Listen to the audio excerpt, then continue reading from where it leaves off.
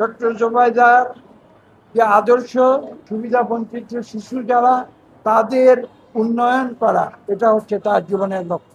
আপনারা হয়তো জানেন বা জানেন না, তিনি কিন্তু বিলাতের অত্যন্ত বিখ্যাত একটি ইউনিভার্সিটি, যার নাম হচ্ছে imperial college of science, technology and medicine, সেই বিশ্ববিদ্যালয় থেকে তিনি সর্বোচ্চ ডিগ্রি অর্জন করেছেন এবং তার যে কাজের যে দক্ষতা, সেটা তিনি প্রমাণ করেছেন।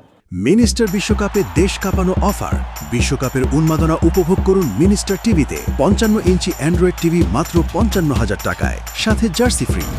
তিনি তার জীবন কিন্তু মানুষের সেবায় নিয়োজিত করেছেন, কিন্তু তিনি অত্যন্ত সরল, এবং যে কারণে আজকের এই অনুষ্ঠান আমরা ঠিক সেভাবে অত্যন্ত সরলতার সঙ্গে আমরা আজকের এই অনুষ্ঠান পালন করি। তাহলে এটাই হচ্ছে আজকের শিক্ষা।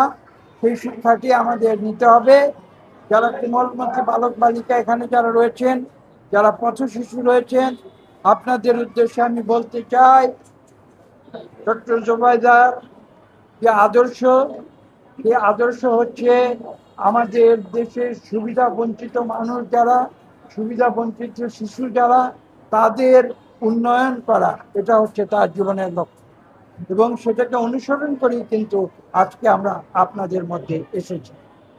আমরা বিশ্বাস করি আপনারা এই মহিষী নারীর জীবন আদর্শ অনুসরণ করে আপনারা জীবনে অনেক বড় হবেন।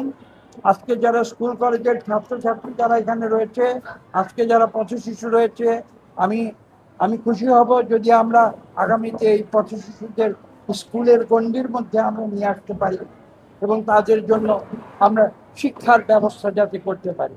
এটা মনে রাখতে হবে যে শিক্ষা ব্যতীত কোনো জাতি পৃথিবীতে উঁচুতে উঠতে পারে না।